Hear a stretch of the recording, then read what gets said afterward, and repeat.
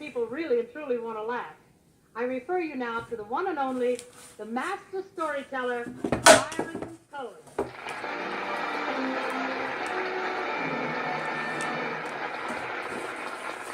Thank you, my dear.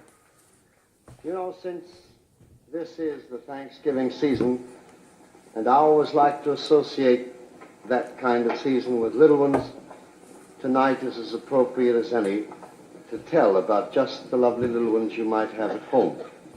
For example, this adorable little 8-year-old girl, quite like one you might have in your very own heart, walked into a bakery shop and said to the baker, "My mommy found a fly in the raisin bread." He says, "So bring back the fly, I'll give you a raisin." And you know, cute little 6-year-old boy walked into the grocery and said, "Mommy wants change of $1."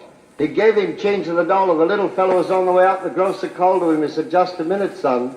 Where's the $1? I'll give it to you Monday." And you know, since truth is so much stranger than fiction, imagine a man who found it possible for 25 years of his life to arrive for work every morning at 9 o'clock. Just as the good Lord made the day he walked in for his work at 9 in the morning, you could set your watch by his appearance. And suddenly one morning, after all these 25 years of punctual 9 o'clock appearances, he walked in at 10. Big lump on his head, 2 black eyes, bloody nose, ear hanging, lip torn, clothes ripped and disheveled. Boss says, "What happened to you?" He says, "Oh, I fell down an old flight stairs, almost got killed." The boss says, "So this took an hour?"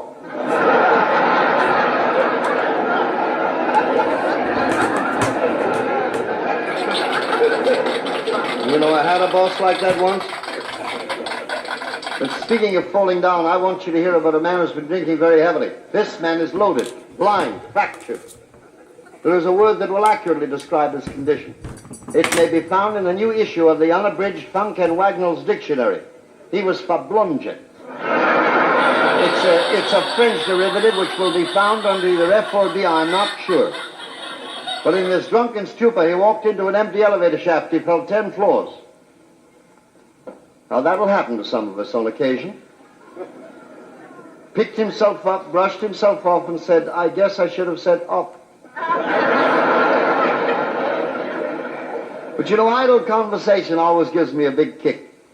The other day, I was standing about 2 or 3 feet from 2 young men who were in conversation, and one said to the other, "Where did you was this past winter?" Says, "I was in Palm Springs." Says, "You was where?" He says, "Palm Springs." So what is it? You don't talk a good English? It's not Palm Springs, it's Palm Springs. Says, "You know, you're right. I had it confused with Palm Beach."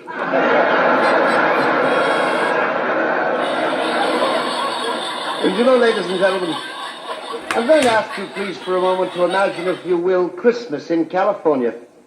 Christmas in